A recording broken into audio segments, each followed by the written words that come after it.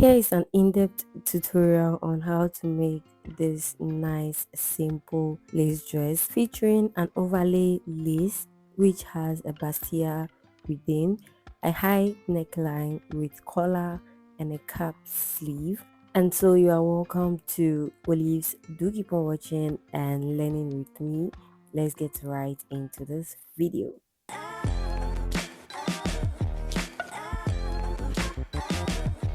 I've gone ahead to cut all my patterns, and this is what we have here. This is the back and the one beneath is the front. So all I'm going to do is to pick each of them, transfer the dart to the wrong side.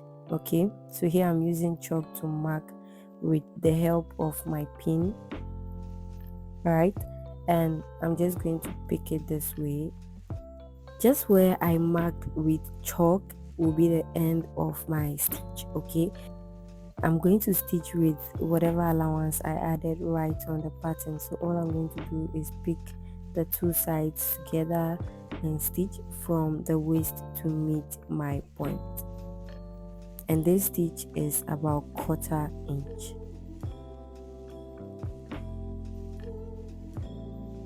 Here is how it looks like, and if we use the lace which is going to be beneath it, this is how it's going to look like. Okay, all right, so now that I've stitched one side, I'll go ahead to stitch the dart for the second side, which is the back, and as well work on the front.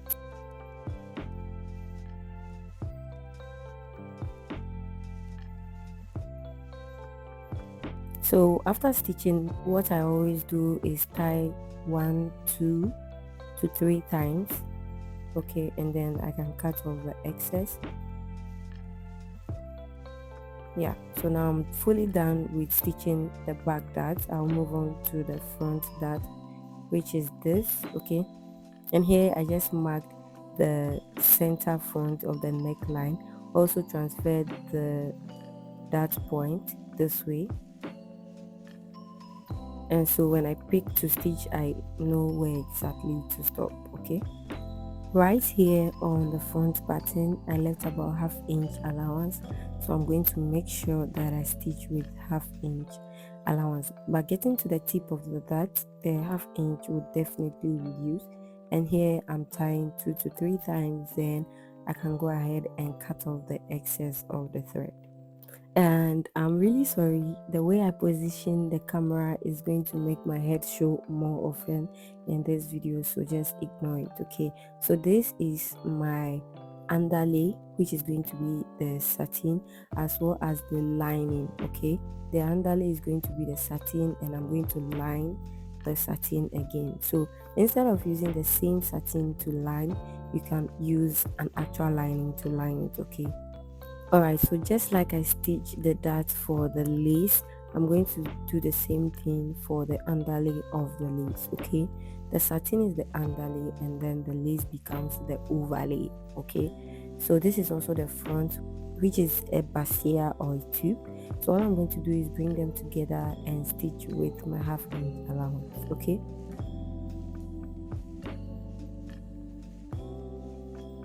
now in case you haven't watched the first part, which is the drafting and the cutting, I'll leave the link in the description box so you can catch up. Okay, in case you have already watched, I hope you understand this process. So I'm also going to pick the other side of the front and just stitch like I did first. So just like I'm doing for the main piece, I'm going to repeat the same process to the lining.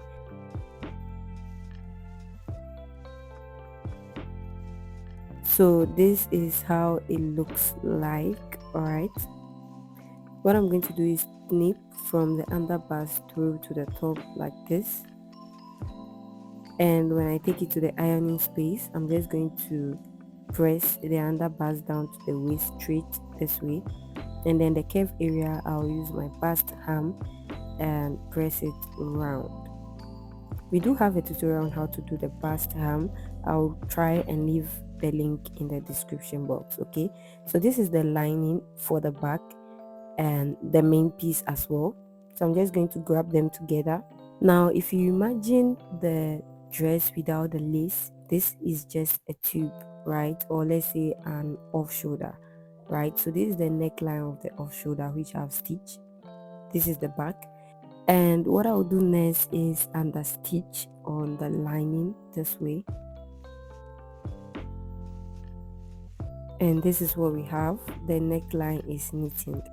The next thing I'm going to do now is top stitch on the back, that's the center back, and then also top stitch on the side. So yours should also look like this. So what I'm going to do is place my main lace bodice right on the underlay this way, and I'll go ahead and pin around it. This lace is a lace from the thrift, okay, so it has a very, let me say, stretchy effect. It can just expand at any point, so I'm just going to try my best to lay it nicely, okay. And what I'll do is top stitch round.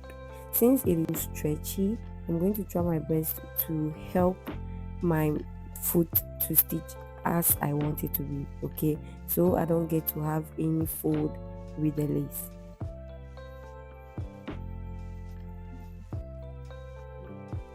So if I have any excess around which is lace, all I'm going to do is trim it off, okay.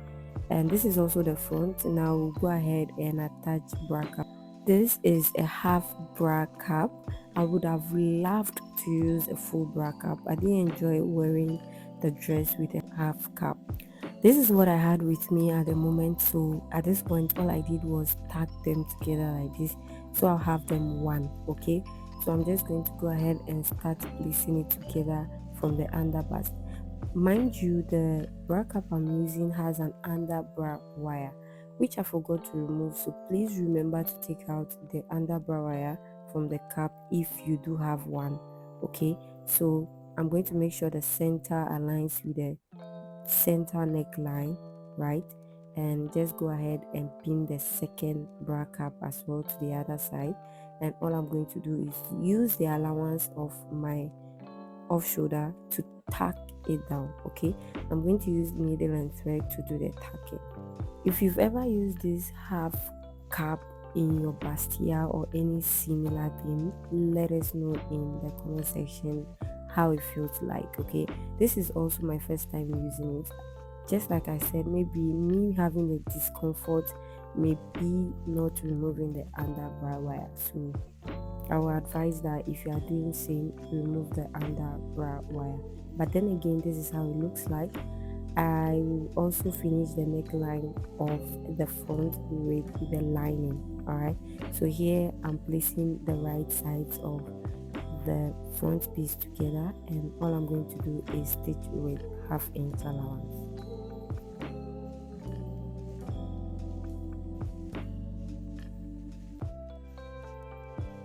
Before I stitch, if you are a beginner, this will help you while stitching an off shoulder, especially having a sweetheart neckline fit. Mark your allowance this way. Make sure the center is a bit deep, okay, and mark your exact allowance to meet the center this way. After doing this side, you repeat the same thing to the other side. Just connect your point together like this. You can just do it for the center front pattern, right? Then start stitching with your allowance. My allowance is half-inch, so when I get to the part where I have the sweetheart effect, I'm not going to bother looking for the allowance, right? I'm just going to follow the mark I have made and easily stitch my sweetheart with no struggle. So after doing that, I'm just going to trim off excess and also snip round and go ahead to understitch on the lining.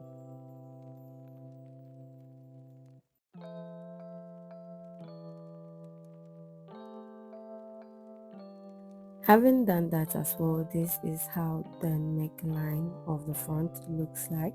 All I'll do is press it nicely, right? Now I'll go ahead and stitch the sides together. I think for the front I didn't really stitch the side, but it is best to just stitch the sides of the underlay down so it doesn't disturb while you are attaching the lace. Okay, so all I'm going to do is pin the lace together with my underlay, just like we did for the back.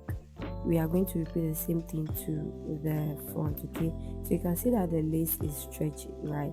So I'm just going to make sure that I just pull the, not kind of pull, but take any excess off from the center to the side, right? And just pin round nicely. Another thing I did was to use my hand to separate the center this way, okay, so I can have the fullness around the cap this way. Then I can just transfer every excess to the side, and this is how it looks like. You can as well just drape the lace right on the underlay, right on your dress form if you have one. But if you do not have one, just like you see previously, that is how you should go about it. Okay, so here is how it looks like. We'll go on to join the sides of both the front and the back piece. Now the lace and the underlay becomes one piece. Okay, so all we are going to do is stitch with our size seam allowance. Mine is 1 inch, and afterwards also join the shoulders together. So after doing all of this, we'll move on to the second part, which is working on the collar. All right, so what we are going to do is pick paper or anything of your choice that you will use to draft. And what I did was to fold from the center of the front neckline to the back, and I also marked where my zip extension ends, so that is where it is. So I'm going to measure from my zip extension through to the center front. Okay, and here I'm also noting where my back neckline ends, and I also measure from the shoulder line to the center front. Okay, so what I'm doing is measuring front separately, back separately, and also measuring both the front and back together, so I will check whether my measurements are correct. Okay, so after doing that, this is what we have. Now I'm going to go ahead and measure without my allowance, right? So this measurement, which is without my allowance, is what I'm going to use to draft. If you draft with your allowance, then you use the first measurement I used. Okay, I measured, right? And here is going to be the center front of my collar, and so I use the same neck measurement for the width right here. And what I'm doing now is differentiating the front neck from the back neck, just like we measured. So I'm going to go up from here by 1 cm and from here by 0.5 cm, and I'm going to connect with curve that 1 cm to the shoulder line, the line that differentiates the front neck from the back neck is the shoulder line. Okay, so I'm just going to connect the 2 points together as seen. Now I'm going to use my rule, using the straight line on the rule to also match with my curve this way, and take out excess on the center front this way. Otherwise the top part of the neck would gape. Okay, so I'll just go ahead and take off the excess. This way it is also on a 90 degrees angle. Okay, so just like you see, I'm going to follow that line and mark 1 inch, which is going to be the height of my collar, and also do the same thing I did on the center front by taking the excess off this way, as well on the center back. So here is my center front. Right on our sketch, we have a V shape on our collar. So we are going to replicate that right here by marking 1 cm on top of the collar this way, and connecting that 1 cm down to the bottom of the collar. This will create the V shape. Alright, so cut off the side, and however you want to shape your collar without having the V shape, you will do so, like a Chinese collar, right? So we are going for the V shape, so we are going to follow that shape we created on the top of the lace. We have the zip extension, so I'm just going to follow the shape as well and add that zip extension to the center back of the collar. And we are going to use this rather to serve as an overlap for the collar. Okay, there will be no zip right up to the collar. But if you add zip as well, you would have to add that zip extension like I added. And when you are ready to fix your zip, you would use that as a zip allowance. All right, so we are going to add necessary allowance around the collar. Okay, so this is how it looks like after adding allowance. I added half-inch allowance to the bottom of the collar because it is the same thing I added to the neckline of the bodies, right? At the top I just use quarter inch because that's enough, right? And at the center front, which is the V shape, at that side I added quarter inch as well. So I went ahead to cut 4 of my satin. One will serve as an underlay and one will serve as lining, just like we did for the bodies, right? So I'll go ahead and fold my fabric into 2 and use that as well to cut the lace. Okay, you can as well cut the exact shape of the collar without allowance right on your interfacing, and fuse the interfacing right on the satin and add allowance round. Then you can use the satin to cut the lace. So we are going to place one lace over the satin, and that will serve as one piece. I'll top stitch around, okay, and the other lace will be used as lining, just as shown. Right here I have my collar and I fuse interfacing right on the satin before I added the lace and top stitch them together as one. Okay, so I have this satin here which will serve as the lining. So I'm just going to place them right sides facing and stitch the quarter inch allowance I added to the top part of the collar. So I'll go ahead and do that and just snip around, if possible trim off a bit of excess. What I'm doing is grading, right? So I'm not trimming off all the excess. I'll go ahead and flip and stitch right on the satin. So this way the satin will lay in to the wrong side nicely. I'll go ahead and flip to the wrong side, that's right side facing, and stitch the center of my collar, which is the V effect, inside with my allowance. I'll stitch with quarter inch allowance which I added and trim off excess as well and turn it inside out. I also went ahead to stitch the center back in place with just quarter of an inch. So it means I've taken quarter of an inch from my zip extension to meeting the back, right? So I'll go ahead and top stitch the hem of the collar to have just one collar in place. I'll repeat the same thing to the other side of the collar. Because of the V effect, you end up having 2 different collars, okay, one from the side, one from the other side. So this is one and this is the other. I'm just going to overlap it a little bit at the hem and top stitch it. Okay, I'm just going to top stitch it right on the hem. So now I have a full collar with my zip extension, which is going to be the overlap, just like I've held. So this is how it looks like. Yours should also go that way. I went ahead to knitting all the rough parts. I added my cap sleeve as well. I have a tutorial of that. I'll drop it in the description box. I stitched my zip in place and left about 4.5 inches this way, which is going to be an opening. I didn't get a very long zip to go through to the back at least, so I just decided to leave that side as an opening. So to break it down, right after fixing the zip extension that is left, I just folded it inside and top stitch at the edge of the opening. Okay, so right here I'm knitting the center front of the collar to the center front of my neckline, and I'm just going to align both of them to the center back. Remember I said the opening, I stitched in the zip extension, right? So it means that the excess on the collar, like I said earlier, is going to serve as an overlap. The excess is actually the zip extension. Okay, so this is what we have here. If you study well where my finger is, we have an excess on the back, right? So what I'm going to do now, okay, is to pin round. now I notice that since the excess will be there, the bottom part of the excess, if I do not knit in it, the rough part will be showing, and I don't want that. So I went ahead to take out that top stitch I made on the bottom part, just part of the top stitch, okay, so I can turn the collar inside out, okay, and then stitch my allowance.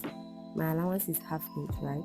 So right from the hem this way, I'm just going to stitch from the hem to where my extension will end and where my back neckline will also start.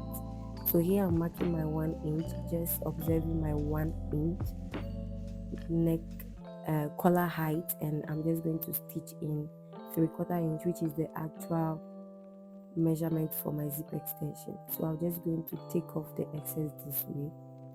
So this way I have knitting the bottom part of that overlap. So you'll see what I mean soon after I turn inside out well. So if you are following the same thing I'm doing, then you should have the same thing I'm also going to have, okay? So right now I'm snipping through further because I'm seeing some smile lines, okay? It's not lying so well. So after doing that, this is what you should also have, okay? Can you see? So now the bottom part of that overlap is knitted. So I can now align the edge again to my back neckline now this way and just pin it. What I just did, I'll do the same thing on the other side of the collar, right? Okay, now if I decided not to actually leave an opening and the zip goes up to the neckline before fixing the collar, there will be no need to do what I just did, okay? That excess, which is actually the zip extension, I will use it to fix the zip up to the collar. So my zip will be right from my collar down to the bottom part of my waist, wherever I want my zip to end. So right now what I'm doing is trimming off the excess. That's half inch allowance, right? So I'm just trimming off about 1/4 inch, so I'll have just about 1/4 inch left. So this way when I wear the dress, I will not have too much allowance showing under the lace. So after doing all that, I went ahead to hem the bottom part of the lace, and they also knitting the lower part of the lining for me. So this is what I'm talking about by having an opening. I top stitch right on it this way, and we'll have the collar being an overlap, right? You understand now? So you can decide to use a pressed thread, that's snap, or button and buttonhole, and you can also decide allow your collar to be part of your zip, okay? That means your zip will be way up to the collar, right? But this is how everything looks like. In case you want to find out how I worked on the sleeve, I used a net to finish the hem of the sleeve, okay? That means I used the net to line the sleeve. I wish I had recorded that part so you can see how the sleeve looks like. And the neck as well, I used the lace, I cut it on bias, and I used it to finish the hem of the neck, right? So it will be neat. You can as well knitting it with your serger if possible, right? But do not leave it that way, okay? I really hope you've learned something from this video. If yes, smash the like button, subscribe to the channel if you are yet to, and turn on your notification bell to be notified always, okay? Share to someone who would love to make one. Thank you so much for watching, and don't forget to let me know what you think in the comment section. I will see you in the next one. Bye.